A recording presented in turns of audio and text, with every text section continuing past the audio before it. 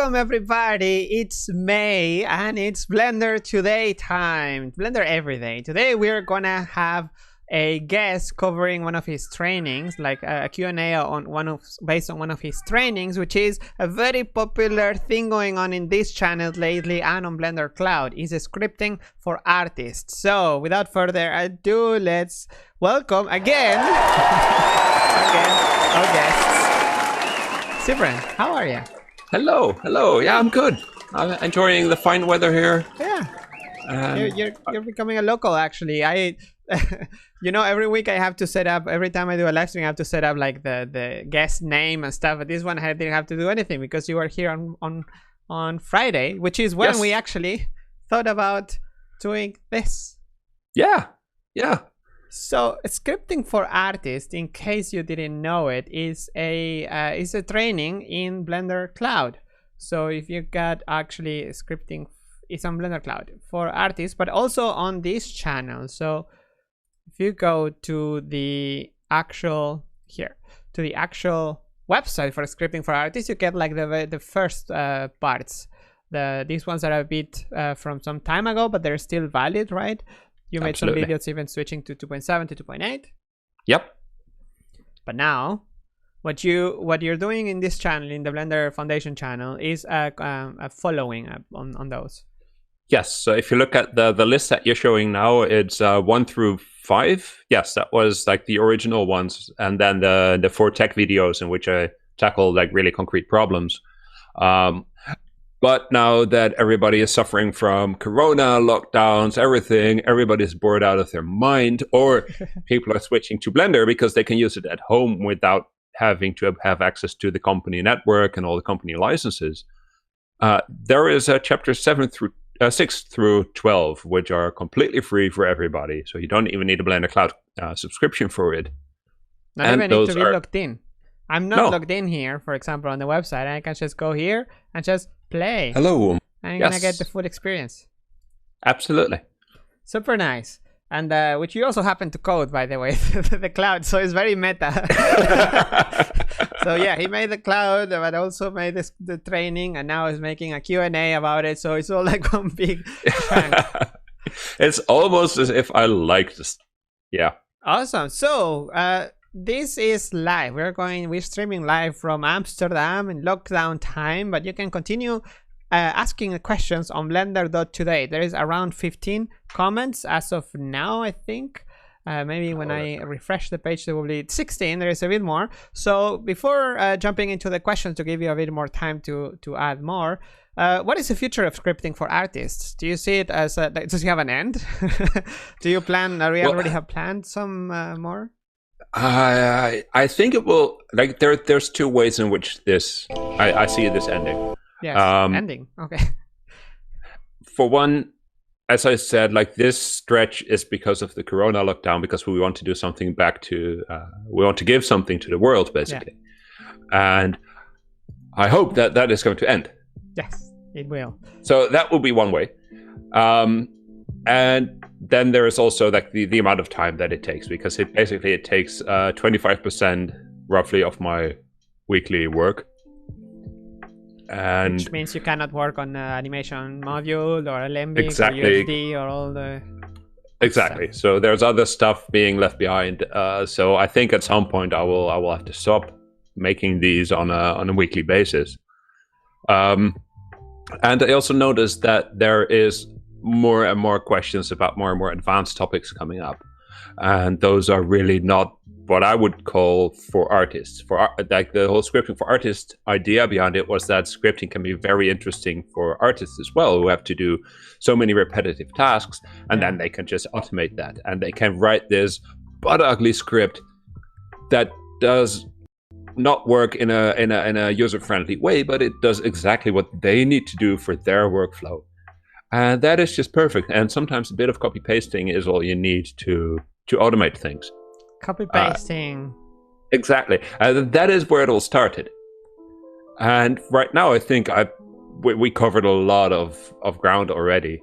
And people are basically asking questions about programming in general and more from a programmer's perspective, from a developer's perspective, rather than from an artist's perspective.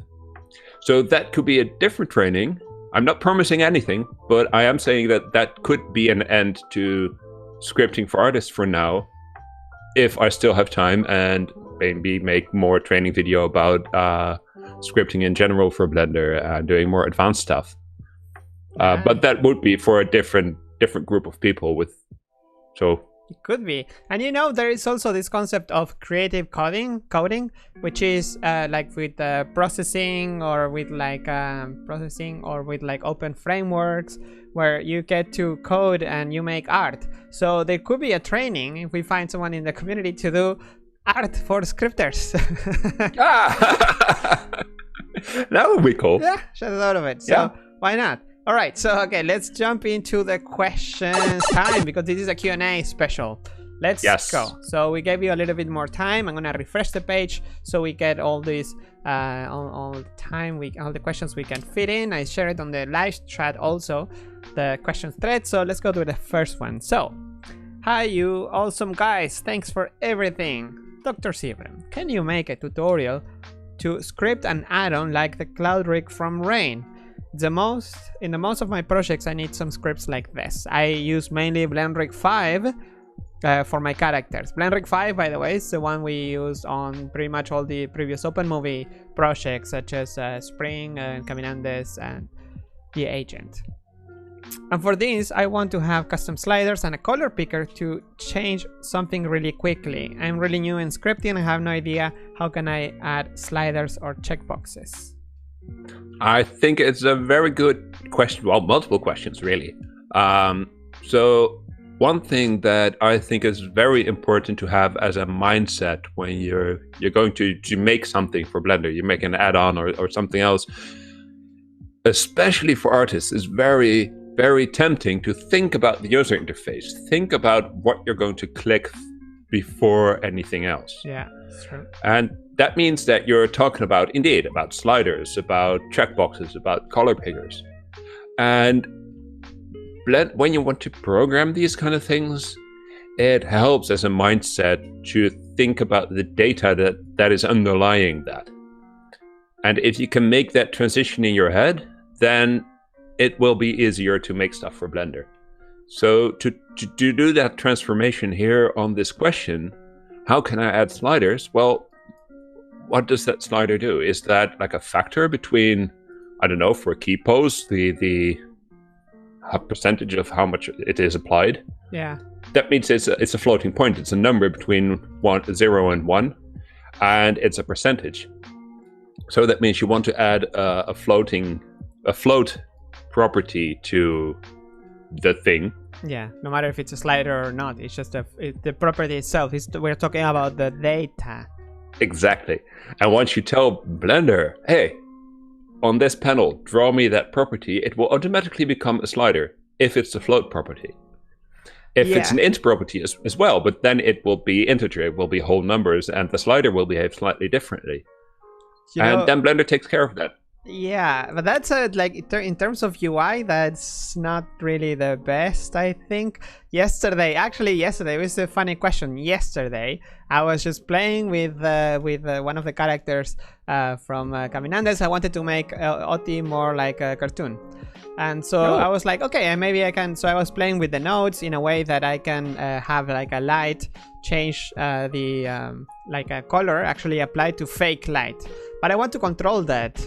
And a way to control it globally for all the materials will be to have a driver, a custom property somewhere else in the world, for example. Because otherwise I will have to go and change it to every material that I'm using, or use a group node. So then I want to add a custom property. But when you add a custom property, you only have like 1.0 by default, so it's like a slider. And then it's like, wow, Blender doesn't have color stuff. Yep. And then I was like, well, what if color is RGB, so what if I just do 1.0, comma 1.01, or like whatever number, like 3 of them in between brackets. And surely enough, once you write that, Blender out of nowhere, it suddenly gives you the options for like Euler, angles, linear color. Oh, really? Yes. I didn't even know that. You didn't know? I didn't know that. I've been using Blender for 18 years. And custom property, if you change the value, which is 1.0, if you make it 1, it will become an integer, right? If you make it 1.0, it will become a float, which is by default. If you add 3 of them in an array, like a Python list syntax, basically. Yeah, exactly. Then it suddenly just try it. I'm actually showing it here because it's ridiculous. It's 1.0, 1, and there is no slider. But if you add it, then suddenly a subtype menu shows up out of nowhere that allows you to choose like the gamma corrected color, linear color, and stuff. Once you do that, you can actually now have colors. So that's how I added a color. That's how I changed it. That's how I made my thing now change the color. That is pretty cool. That's nice. It's nice that it works. It's intuitive in a way if you think about Blender. Yeah. But come on, the UI can't be that. It is very Blender though. I like this. Yeah. In a very bad way, I like this because it's very Blender. But we should have that custom property by default. Choose the subtype. When you add should be like a popover or like something that tells you, okay, which subtype do you want to add?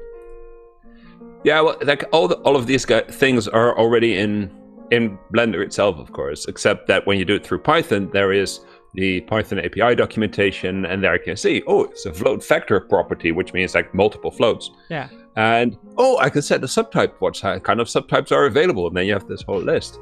And here in this UI, it's kind of magic. Like 1 or 1.0, it's like basically the same value, but all of a sudden it's a different thing. Especially with this. So yeah, it's a challenge. It's smart, yeah. But maybe a bit too smart. I think, especially when you want to use this in an add-on, I think it's a good idea to register that custom property through Python. I showed how in one of the last episodes of Scripting for Artists. And part of why I say that is when you do it through the user interface, it only adds it to that particular thing. So that object, that material, that data block that you're editing them. Which means that it doesn't have a default. So you can't just use it in your Python code and expect it to be there.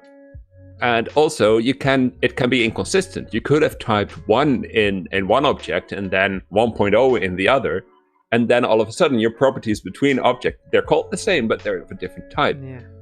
And it looks like a very easy thing to do, but if you want to like think now and then lazy later, it's better to write it just in Python because then you say bpy.types.object .world.global color in your case equals bpy props color type, whatever color. Exactly. Then every world will have that, or if you add it to object, every object will have that. Good point. Good point. That's true. It's like to avoid future issues, just be more explicit. Yeah, I always strive to be long time lazy. So as everybody, I try to be lazy, but I do it in the long term. So I'd rather think a bit more now and put a little bit of more effort into cleaning up my code, making sure that it all works as expected, that the documentation is more or less okay. Like, I'm not a perfectionist by far, but I do put in a little bit more effort. So that later on, I don't have to remember anything. I don't have to think about it. I can just be a lazy bum and use whatever I made. Yeah. I think it's a nice approach. It is a nice one. So, so the question actually, can you make a tutorial to script like a cloud rig from Rain? I would have to. I have to talk with Demeter about that because first, then I need to know. I need to be a rigger because I'm not a rigger. So, there's a lot of stuff that's already covered by. Like, I'm looking at the code from Cloud Rig. Oh. I will paste it into the live chat. If you want. I can share the screen. Let me share screen. Which one? The Cloud Rig one. Allow. There. So let's. There we go. Go to your screen. Bam.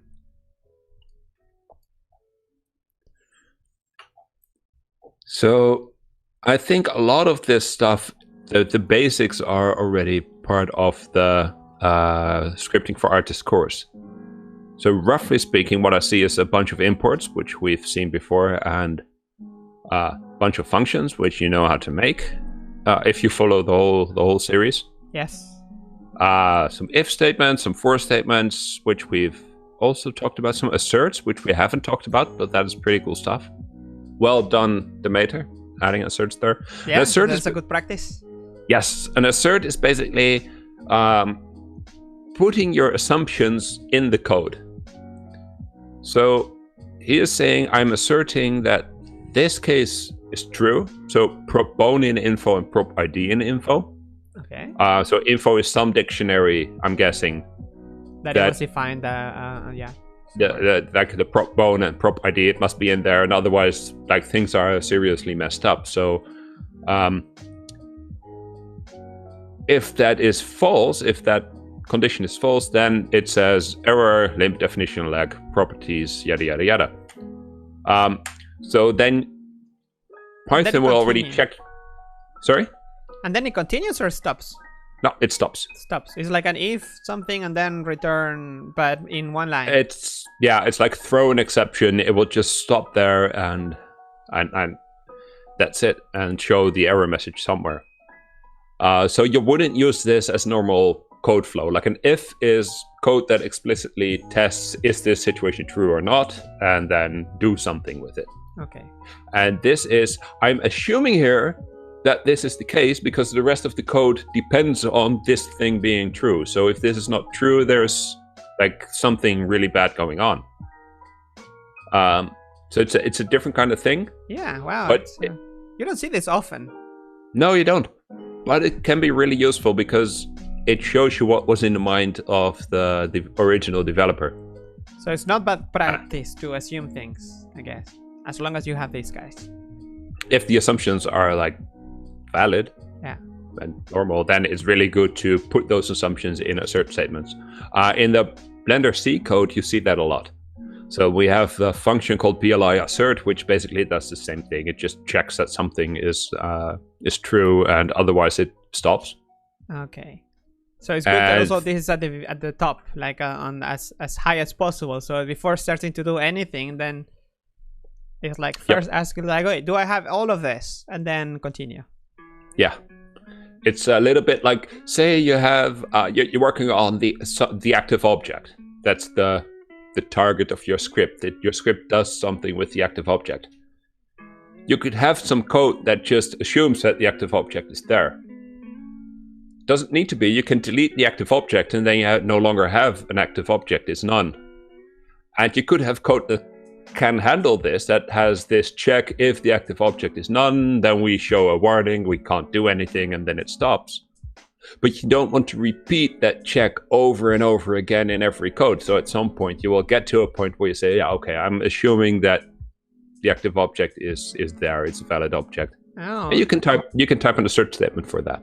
And in this case, assert, what is Blender going to do? Does it print it somewhere in the terminal, or because with an if, I guess you can do more things like show an icon, change the UI, do whatever other, show a message in the Blender interface. An assert, in this case, what does it do? Does it show anything on Blender's UI, or it's just terminal? Yeah, it will just show a pop-up with the error message and then stop. Okay, cool. So it's like you made a programming mistake and you have you divide by 0 somewhere, or you call a function that doesn't exist. Okay. Like it's at that kind of level. It's a less user-friendly kind of error because you can't do anything else. It's not meant actually for users to ever see. And also it can be optimized away. You can start Python. This is a general Python thing. It's not Blender specific. So you can start Python with some option that says optimize this and just remove all the asserts. Because once you've tested your code, you know that all the asserts will be true anyway. So you can, like on a server or something that has to repeat the same code over and over and over again, it can be optimized away. But that's like technical details. Okay. So the question was, let's go back to that, mostly about things like user interface. So it's about rigging, but mostly about custom sliders and color pickers. Yes. So for that, I scrolled all the way to the bottom. And there you have the register and unregister functions, which are always called by Blender itself when it activates an add-on. And you can see that it just registers these two properties on object. And they are pointer property and a collection property that point to other classes. So let's go there. Ooh, you can even click on that. Oh yeah, on GitHub, they added that a few weeks ago. Nice. So here we have the Cloud Rig color properties. And apparently you can have a default color and a color. Color? Yeah, I don't know what that means, but... would you name that differently? Or... Yeah, because like it already has color in the name of the class, so I would assume that it's about color anyway. So yeah, I would name it differently, or at least have a comment on it that explains the difference between default and color. Makes sense. And especially color is already a color because it's in a color properties class, and it has named color and it has a subtype color. So it might be a color. So this is basically the same thing that you just did with the custom properties and assigning 111 as a list to it, except that this is the Python way of doing it. So you explicitly say it's a float vector property, and vector here means just more than one. So this could be like 2 floats or 3 floats or 25 floats. But for color, of course, it's always 3. But you don't specify that anywhere because subtype color, I guess, does it for you. No, it's even the float vector property, it just defaults to 3. Because that's the most used, because Euler angles are also 3. And locations in 3D space are also 3. But you could expand it. Could you add like a fourth, yeah, you can, for like alpha or? Yes, absolutely. I don't know how the color subtypes handle that though. I think that expects RGB.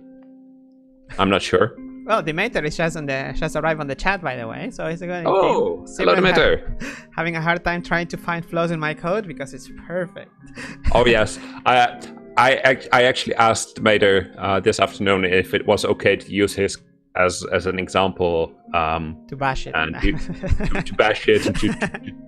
And I told him that the code is actually perfect because it's doing what it needs to do. Yeah. It's working. So that is just to avoid all the perfectionists like, oh, my code isn't perfect. Well, if it does what it needs to do, if it brings you from A to B and you actually need it to be at B and not at C, then it's good. It's fine. Not tooltip though. The description of the property. Good. Yeah. Is there anything else you want to cover here? Do you want to move to other questions? You want to? Luciano Munoz was talking about this, and I don't think this is something that you can change in the custom properties in the user interface. The library editable? Well, the thing is, the default value for these options is library editable, animatable. Oh. And the animatable, you cannot turn that off in the custom properties. No, you can change if is library overridable. Exactly, but not the animatable. So if you want to have a custom property that you cannot key, then this is the way to do it. This way. Okay, good to know. Good to know.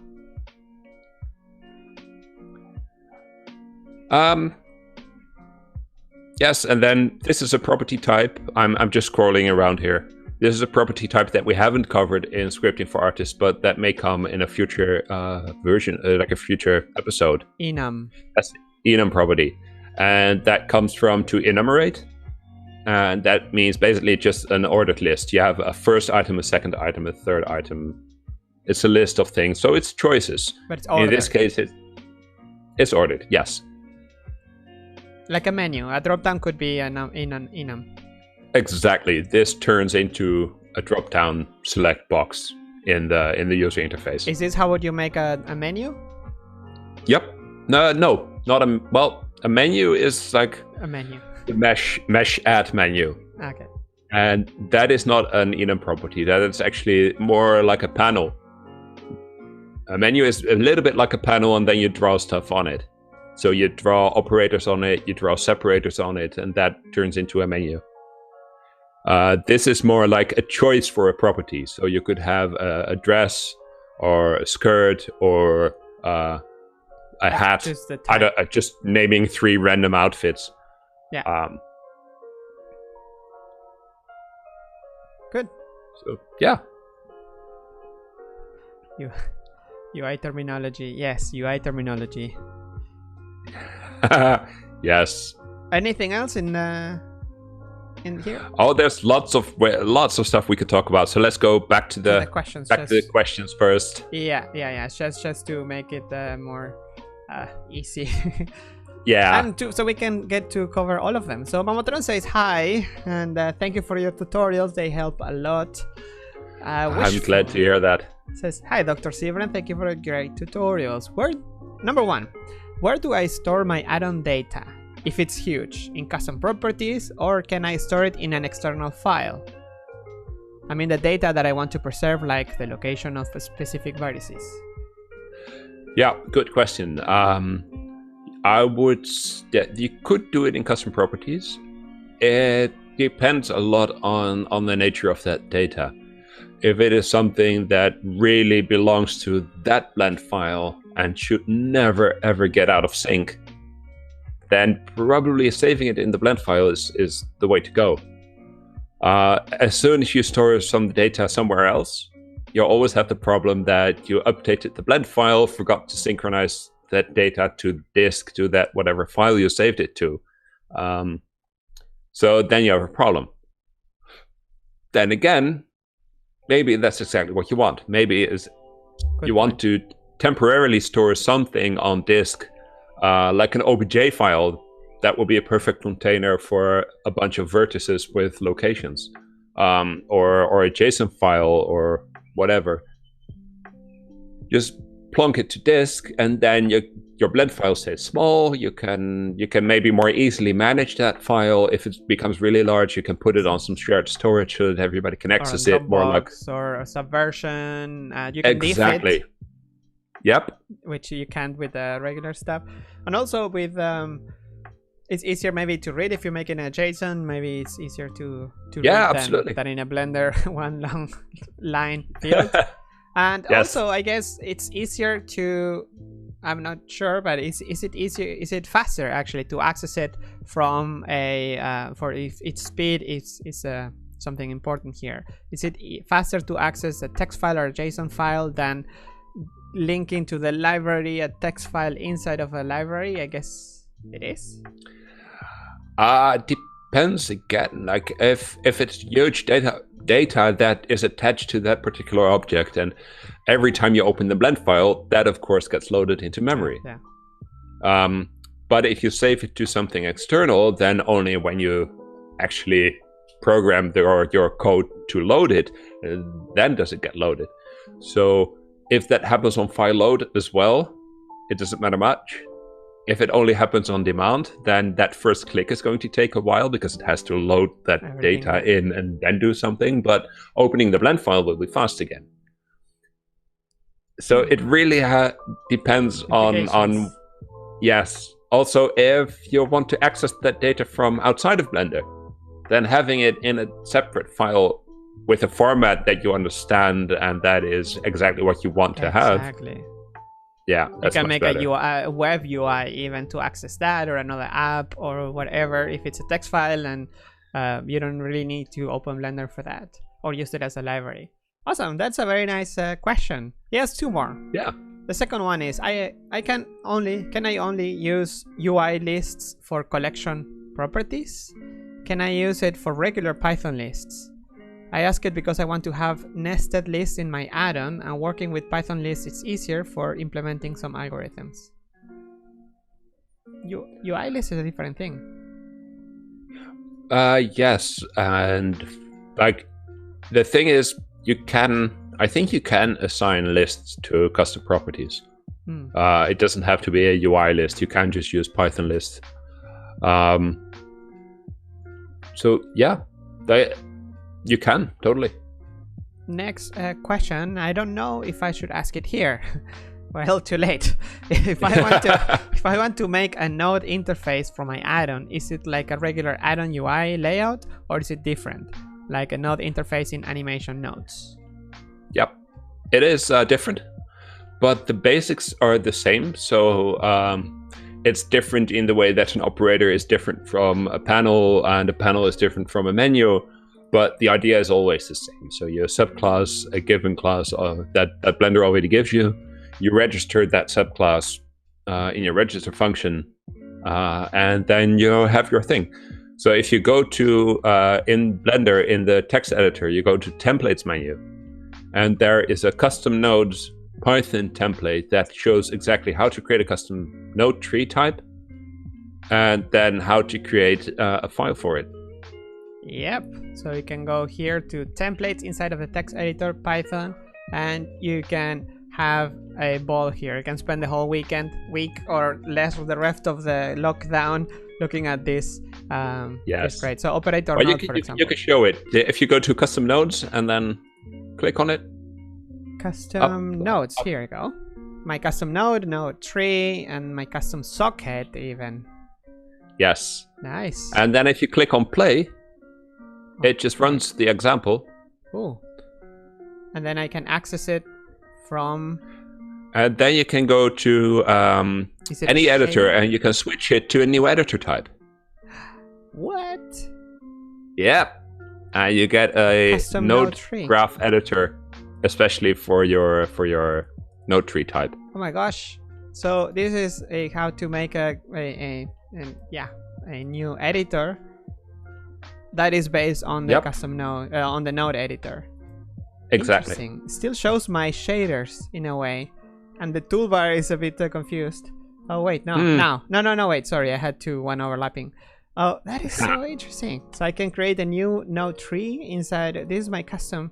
Yes. What kind of nodes can I add here? Some anything, nodes, because you other nodes. your nodes. Yeah, some nodes, custom node, or node A and node B.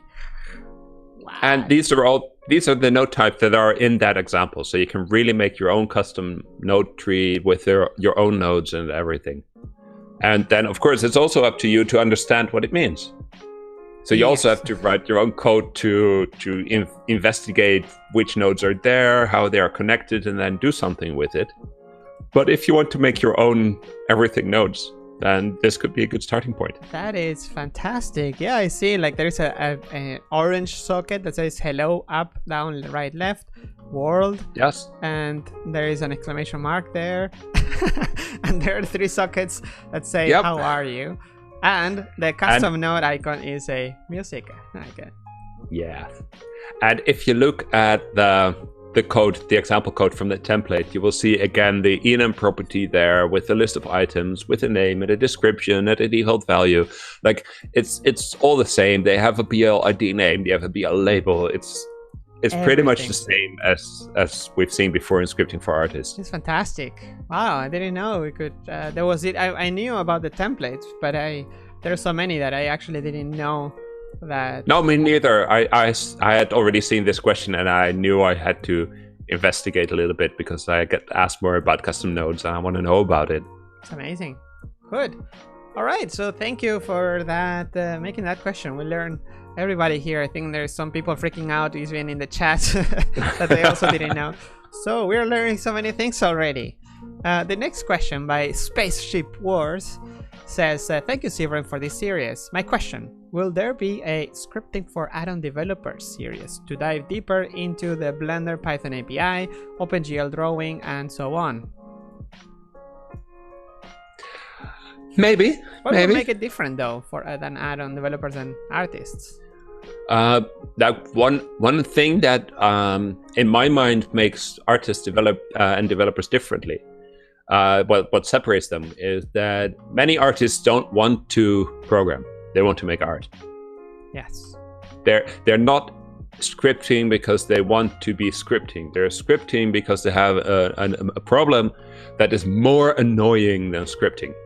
Yeah. And that's the difference with developers. Developers want to learn how to do stuff. They want to, like, artists also want to know how to do stuff, but it's not scripting, it's making art and how to become better at their craft and what they love doing. Yeah. And for developers, it is their craft. It is the thing that they love doing. So that would make my approach different. In a sense, it would make it easier for me because I also already have that mindset. Yeah. But like one of the things that I really wanted to do with scripting for artists is always to have a concrete problem to solve. And then scripting happens to be the way in which we solve it, but it's like a very concrete problem. And going through the API, going through OpenGL drawing is much more, this is a thing we can do. Let's see how it works. And it's a completely different way of going about things.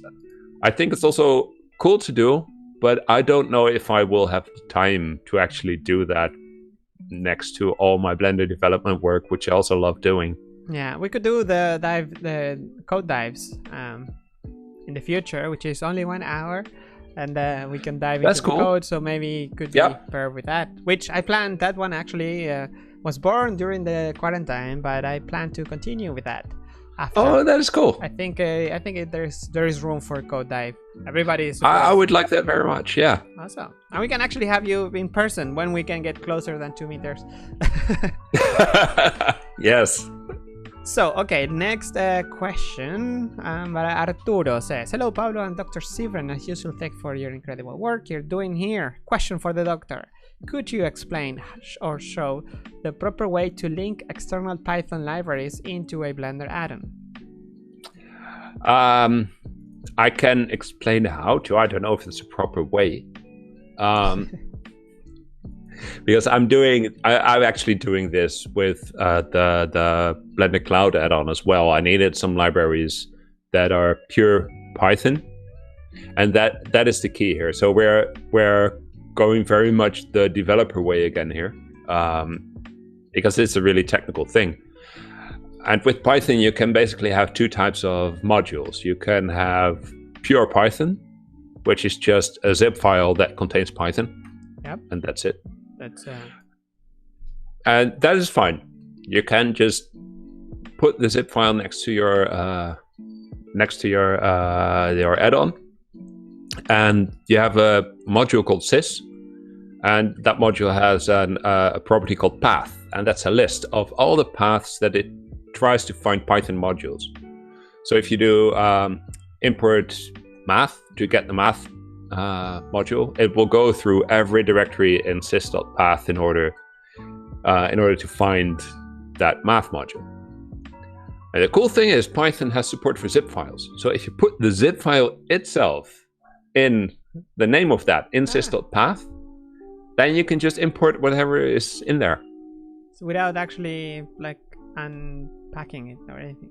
Yes. Now the problem is I'm doing that with the Blender Cloud add-on, and I'm using wheel files, which are like a cool new Python package method that is basically a zip file with Python code in it with some extra stuff. And it works brilliantly, but it is a global thing, which I'm now explaining. So if the Blender Cloud add-on is importing BAT version 1.8, and somebody else thinks, oh, that is cool, I'm going to use that as well. And then they also bundle BAT and also put it on sys.path. Now I update my BAT to 1.9 because I fixed a bug or added support for something else. And now I'm packaging the 1.9. That is going to give conflicts because if somebody has that other add-on as well and load it first, then the 1.8 will be loaded instead of my 1.9. And this is still something I wouldn't know an easy solution for. You can check for conflicts, I guess, inside your add-on if it exists already, or you could, but it's very hard. So I've been talking about this with Campbell a little bit, and there are some ideas about making every add-on have its own little sandbox. So that you can load and do whatever you want in that sandbox and it won't affect other add-ons, and that would be perfect.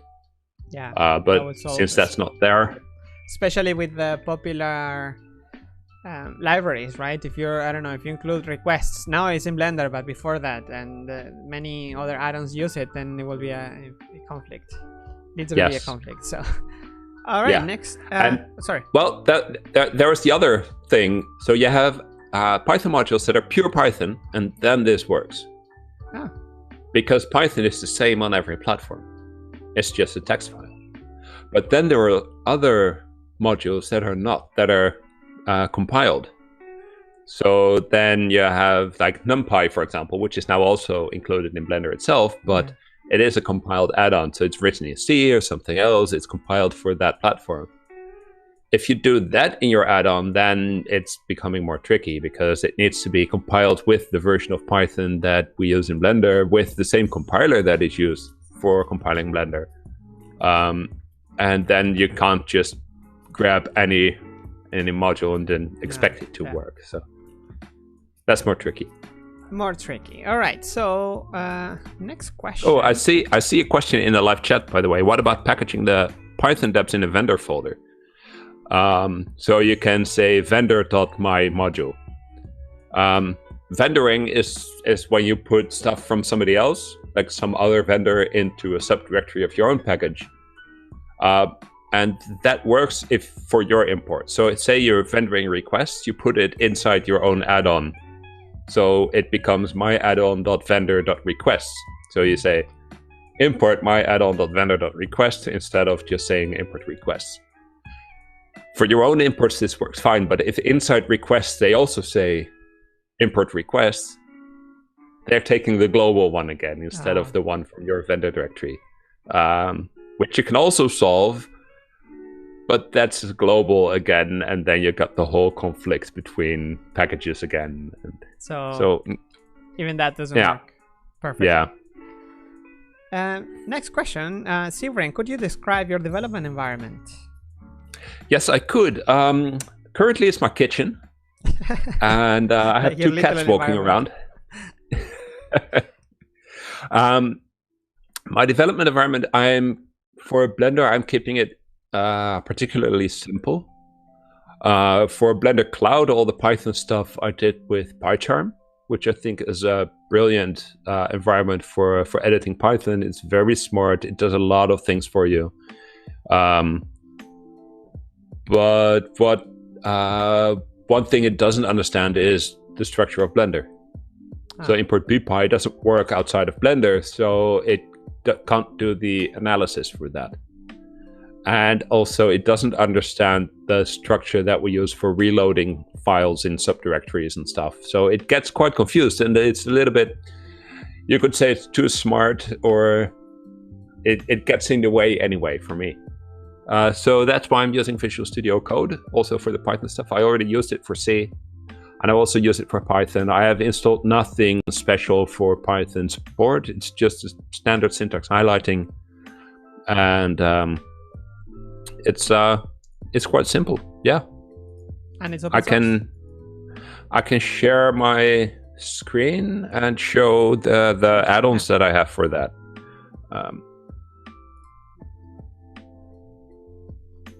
Let's see. Where are you? What kind of add-ons? I think Dalai shared in the past. So let's see. Bam. Let's see. Let's pipe. So not that many. So I have TOML support, which is like a markup language similar to YAML and just something that some projects use. So I want to have syntax highlighting for that. I have C++ support, of course, for Blender development.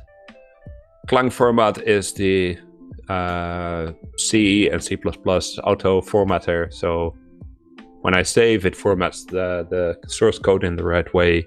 CMake and CMake tools are also for Blender. CSS comb? I have no idea. Probably something with the web development. SAS, I guess, for code styling in SAS. Yeah. Yes.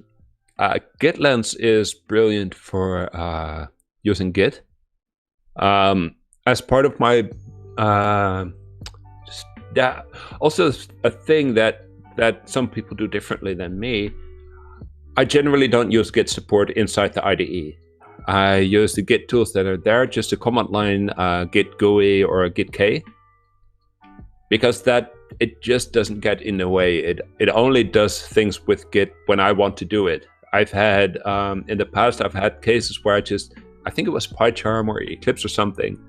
I just move a file, and then it automatically registered that in Git as well. Oh, yeah. No, made a commit or something like and added to the stage. It added, yes, exactly. Where I only wanted to move it somewhere and then move another file back in the original place because I just wanted to have another copy from my Dropbox or something in there. And all of a sudden, it has all these renames and moves registered. That I really don't like. So that's why I moved away from just using Git from the command line. But having said that, GitLens does have some nice views, like the history of the current line in a file. So you know who to blame. Exactly. So I have the Go add-on because Flamenco Manager is in Go and some other stuff is in Go. I have Python support, restructured text for the documentation, rewrap because I like Alt-Q for rewrapping paragraphs. Surround is a really nice one because I use colors a lot in debugging code. Colors? Yes. So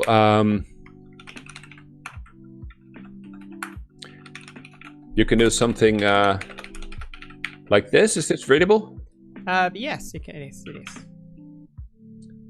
And then I can now press Ctrl-Shift-T, and then I get the colors like bright yellow, and then it puts the that kind terminal of colors. code, yes, yeah. terminal code before and after to make the selected text bright yellow, and that is what I use the surround add-on for.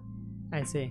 Because it just allows you to surround the selected text with something that you want. It's quite useful. And then I have the USD language add-on for syntax highlighting USD files. And that's it. Awesome. Well, thank you. I hope that covered your question about the development environment, plus the cats and the kittens. They're important. They're very important. Next question. So no questions for Sybren, but thank you so much for these amazing tutorials. I started learning Python a few weeks ago, and it was really fun to practice a bit with Blender. I had no idea it was that simple. That is so good to hear. Because that is exactly what I wanted to convey, that starting out is really simple and everybody should just do it. So then it gets complex. Thank you. Starting out is very simple.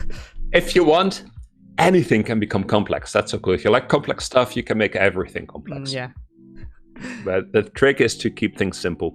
And that can be really hard. And I spend a lot of time on keeping things simple in scripting for artists. All right, thank you.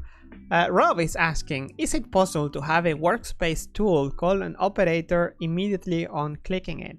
I have a functionality working in a panel, I click on it and the operator executes immediately. But if I use workspace tool, this is much prettier, I have to click to activate the tool, then click again in the viewport to use it. Can I make it a one step? Execute on clicking the tool? I have no experience with the workspace tools. I think I'm smiling because the description that Rob gives is exactly why the tools were created in the first place. We used to have move and scale and rotate buttons in the toolbar, and that would start working immediately when you click on them. Yeah. And that was useless because then if you want to move something left, your mouse was already all the way on the left side of the screen, and it would basically only be useful for moving things to the right. Exactly. You're talking about Blender 2.7, where it has these terrible buttons here where transform, translate, rotate, scale, which were useless because Blender uses the position of your cursor. So yeah, yes. That's what the new tool system solved.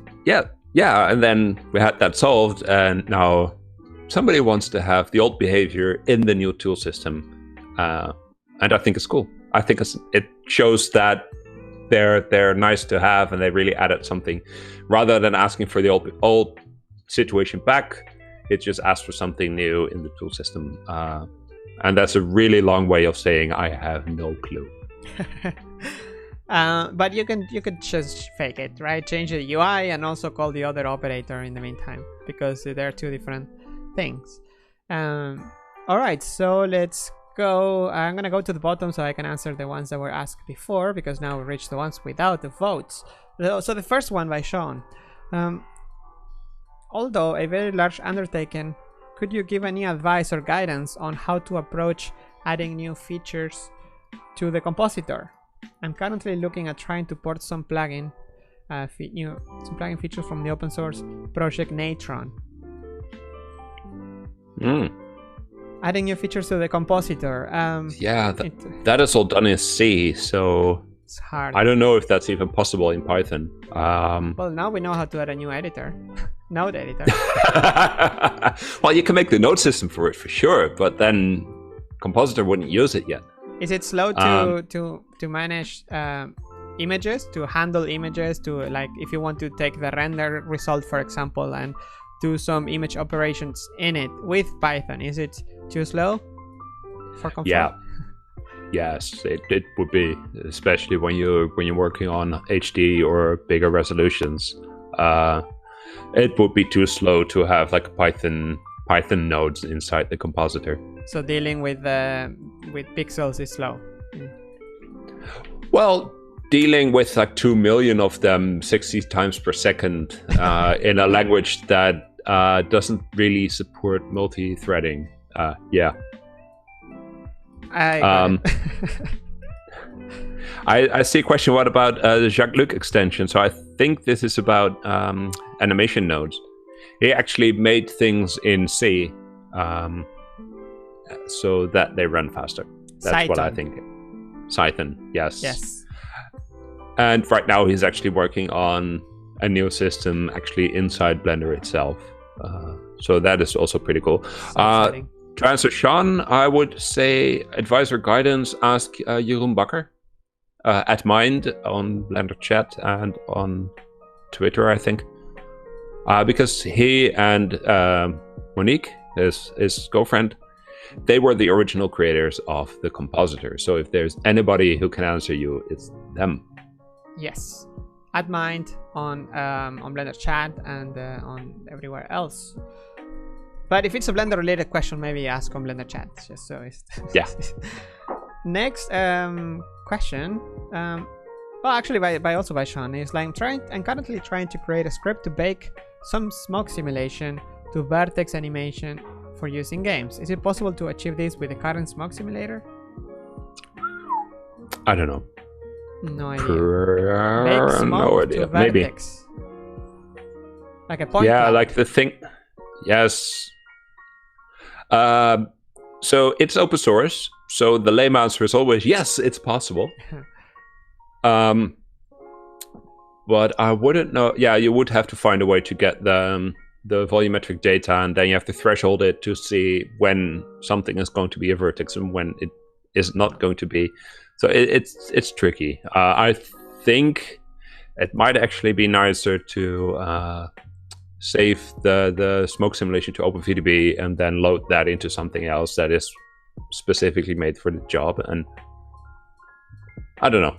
OpenVDB, as we in 2.83, no, in 2.9 alpha, you can add it as an object. It's a new volume object. There you go. Next question: is there a way to modify the Blender FBX GLTF? These are two separate importers. Node setup for the materials. They set up a basic principal shader with links to diffuse, normal, etc. But a lot of the images file pack textures in one file. So is it possible to modify? Yes, it is. All these are add-ons, so you can find them in the add-ons. Actually, within Blender, you can go to the preferences, under add-ons you can see, for example, if you go to GLTF, you can directly go here and find where it's saved on your hard drive and then edit it.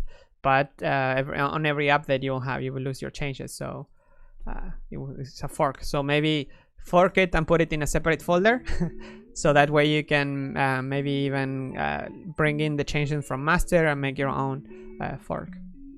Right? That's how it would work. Yeah. Make a branch. So you check out the code, make a branch, and it's yours. Next question. So let's see here. So what is the best practice to include meshes in an add-on? It's a very nice question. Sybren suggests us making the add-on download the mesh from the internet. Is there a standard reference on how to do this? No, but you could take a look at the Blender Cloud add-on. It's a bit convoluted because it grew over time, and I tried out different things with various various rates of success. But in the end, it is using requests. So if you look at the request library, that gives you the ability to just download stuff from the internet, and there's plenty of examples on how to do that out there in the world. And there are standard locations on various systems where you could store that information. So you could also take a look at, I have a module in the Blender Cloud add-on actually that finds this location. I still want to get it something like that standard in Blender, but it's just not there yet. Awesome. Let me see if you can get the Blender Cloud add-on on cloud.blender.org/services. For some features you need to have a cloud subscription, but for other features you don't. For example, for Blender Sync you don't need a subscription, but you do need it for using other areas. So if you're looking into the code, check out for maybe remove the check for authentication and copy the other parts. What do you say? Oh yes, inside the Blender Cloud add-on you will find appdears.py, and that is for detecting application-specific directories. So that automatically does the right thing on different platforms. So on Unix it goes to .local/share/application name. On Mac OS X it goes to library application support and then the application name. On Windows it goes to C users, username, update, yada yada yada. Yeah. So it's not mine. I copied it from somewhere else. But it's a useful thing to have. All right. Thank you. Next question. Hello, Pablo and Dr. Sybren. My questions. Could you explain in your next tutorials how to store data temporarily? I don't know if it's a good term. I'm not a developer, but I want to achieve, for example, is when I import the FEX files, the layers I have in another software become some empties in Blender. I would like to transform them in collections with the name of the empties. Also, on this same file, I would like to replace all the imported materials. So, but yeah, from a developer point of view, that's not really temporary. That is just taking what one bit of code, in this case, the FBX importer gives you, and then post-processing it. You can already create, like if you go through the script for artist chapters, there's already info on how to create collections and how to put stuff in there. Yes. So you can use that to get those empties and to make a collection with the same name, and then maybe even put the empties in there. And replacing all the imported materials with ones from another blend file, that if their names match. And this is something that people don't really often know, is that if you have a data block like an object or a mesh or a material, the name doesn't have to be unique.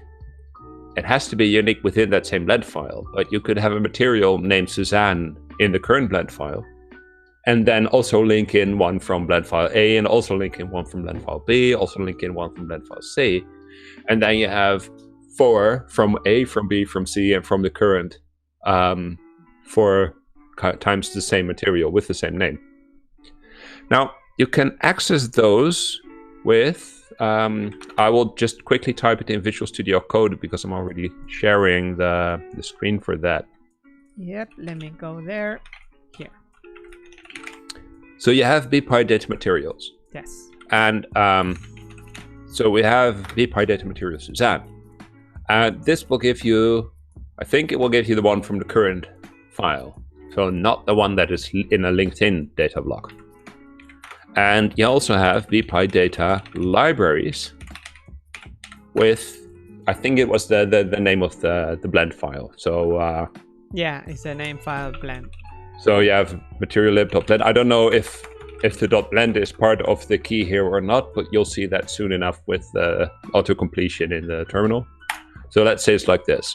So you have your blend file material_lib. And you can say, well, matlib is that library. And then here you can say, comma, matlib. And this will give you the material name Suzanne from that library. Now, that means you want to do that.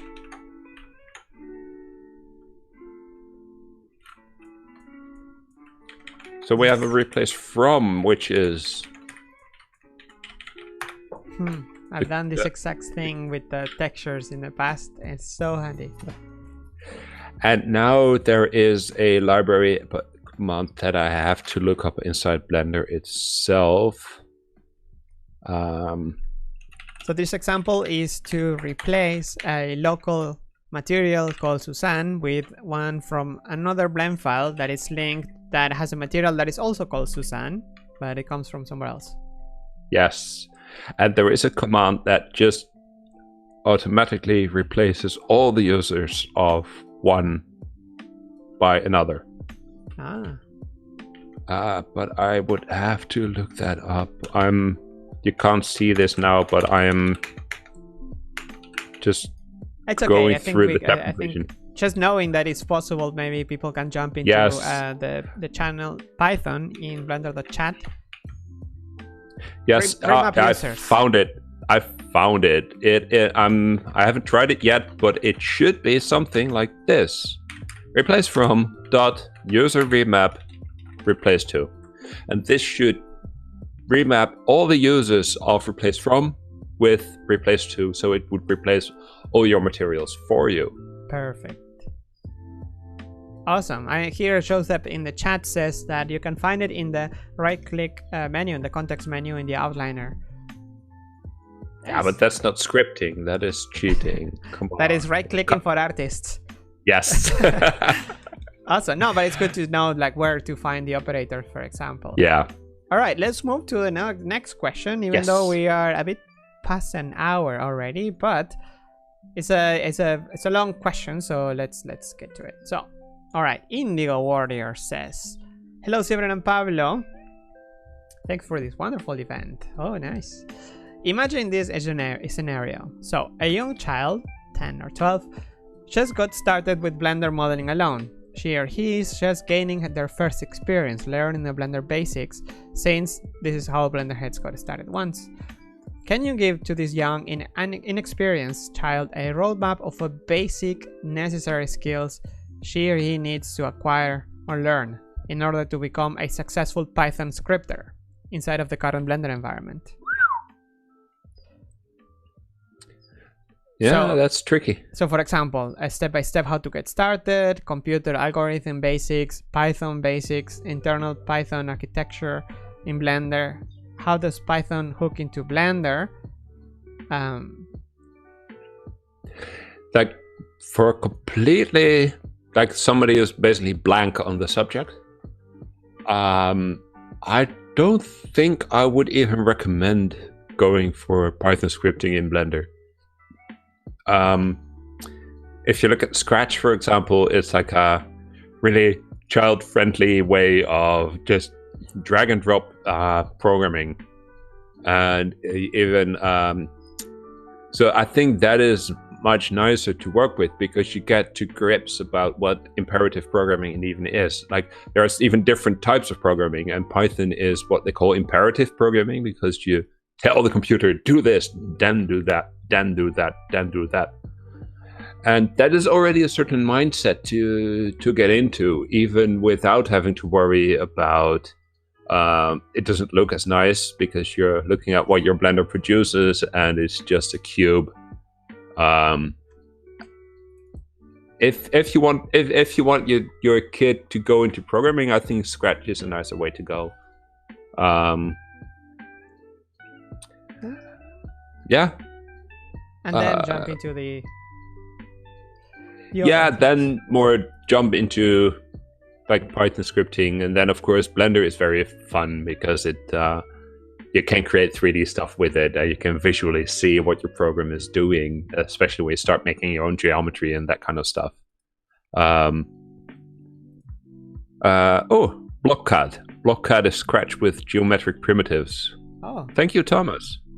BlockCAD, the BlockCAD homepage, is a freeware program for building virtual models with Lego-like bricks. There you go. Lego-like. So we built in virtual model, but does it have like scripting? Because I think the question was more like learning Python. Yeah, but it's also about for somebody who doesn't have any experience programming whatsoever.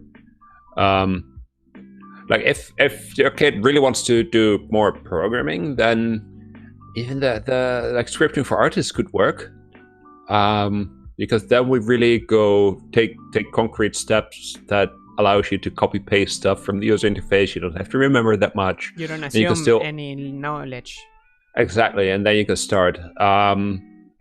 If your kid is already eager to start tinkering with programming itself, like I was when I was that age. I started programming when I was 12. I found it fascinating that I could make a computer do stuff.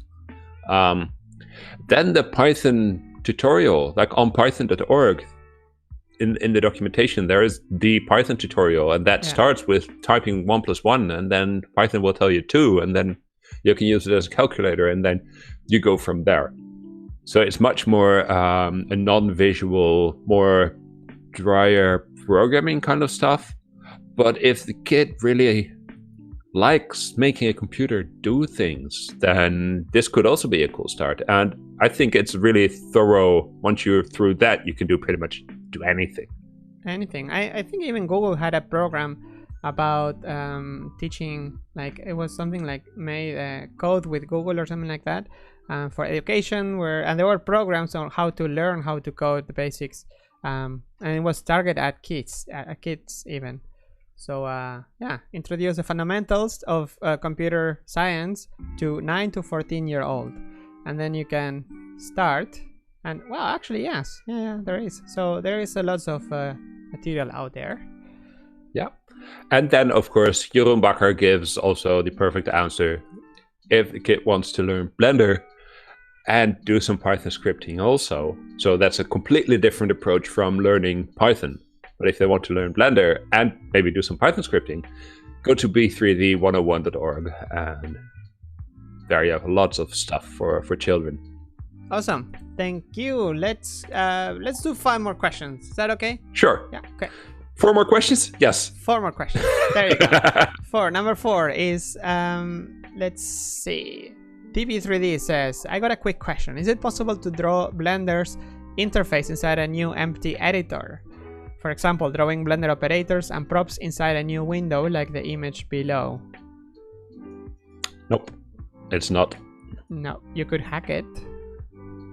Oh, you can hack it. Like, people have even made like Qt applications inside of Blender. You can use the BGL module and the GPU module to draw your own user interface even.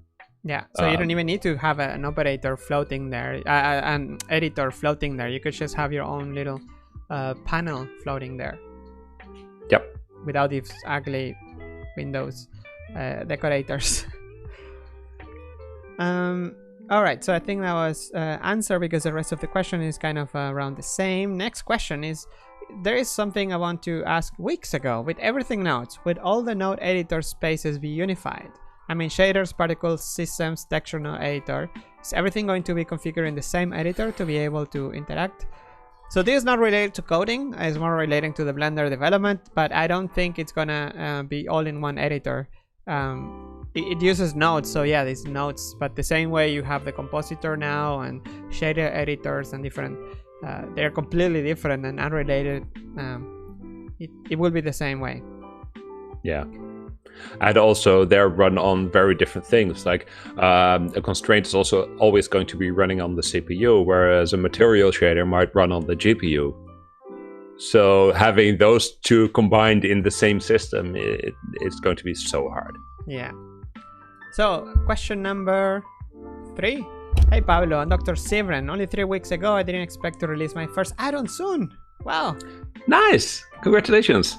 Nice. And hello, it's Misha. That's a muesli. Yeah, oh, muesli. There you go. There we go. Kittens. It's good for the algorithm. Yes. Now this video is gonna have hundreds of thousands. Next. So the question is it possible to reorder the new operator in the object context menu or place it in the submenu of set origin? No, right? No, you can only append stuff or to a prepend, menu. which we'll Or put it prepend, at the very beginning, but it's either one of these corners of the menu. Unfortunately, it's not possible, and the set origin also is not possible, I think, because it is its own weird thing. Yeah. Unfortunately. Next, so the other question, number 2, it's you use in your video example append or remove to register an operator in the menu. Yes, append or remove, but remove doesn't seem to work for me. More and more copies are created. Interesting. Why do you think this could happen? Does it throw any errors? That's a good question, maybe. Yeah, yes, exactly. We need to have an error or not. Maybe something else is going wrong. Maybe for some reason X has changed. That could also be. That if X is something dynamically created, then the next time the code is run, maybe that X has a different value, and then it cannot remove it from that list again. So it's yeah, we need more context for that. Yeah, it says that the same result with the Python template add-on add object is happening, apparently. So with the add-on add object in this one, apparently. But this registers just fine, I think. It didn't give any errors, or did it? No, I think it's the unregistering that doesn't unregister. Ah, okay. Unregister. Yeah, sorry. Yeah, I would say come to the Python channel on Blender chat. Blender.chat/channel/Python. And the last question, actually we reached to the point. So okay, we still have one question. So let's go to the last one that I didn't reply. So here, big SD mailbox asks, hello, I tried to put 2 icons near the first/last frame of the time bar.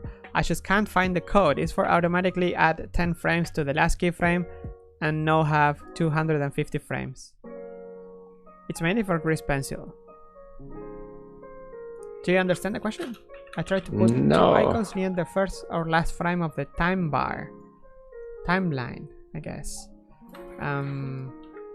It probably means buttons instead of icons. Something that you can click on and then it adds 10 frames in that direction. Something like that. In each direction. So in the case of the header, I guess you're talking about the header. You can append buttons and it will put them next to the end slider of the timeline.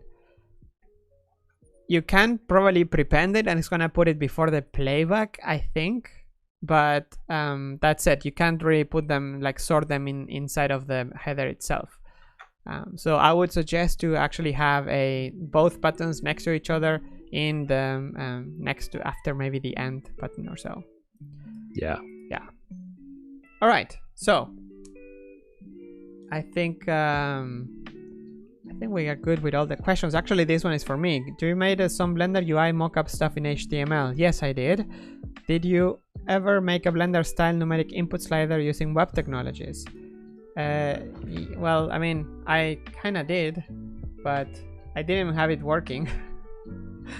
I think if this website's still alive. Yeah, it's still alive. So basically, it's a HTML kind of a thing, and I made this slider, but I didn't make it work. So I didn't add the functionality, but I did it like look like one. This was my way to propose things in Blender. I think, and I think it might be still available in github.com/venomgfx. I think maybe there is a Blender UI. Yes, Blender mockups. Yes, 2018. Last time I edited it. So yeah, this is where you can find the code. So if you want to implement it, be my guest. But I think we're good with the questions, with the answers, with the time. 1 hour 15. What a live stream. Nice. Thank you, Sybren. Did you like the episode? I think we cover all kinds of stuff. You learned even about the custom properties thingy. Yeah, that's amazing. Yeah. Yes, we learn about libraries, and Python, and add-ons, and so many other things. About BlockCAD, which I didn't know. Thank you for the tip, people in the chat. I think it was a very successful live stream. So yeah, and I would say drop by on the Python channel on Blender chat if you have any more questions. So for those that don't know, it's blender.chat. Maybe I can add the link /Python. So Python, I'm gonna find here. I'm gonna drop the link in the chat so people can access there, can see it. You need to be logged in though. So if you don't see anything, there is a bug I think with the software. You need to go to blender.chat, like just the website, and then you can go to the Python channel itself. All right, thank you again. Thank you, people at home. I hope you had fun. Friday we're gonna have the Q&A question for Blender today and all the updates in Blender changes. I'm editing currently the video for the recap of this week, so that's also coming maybe today/tomorrow, early morning.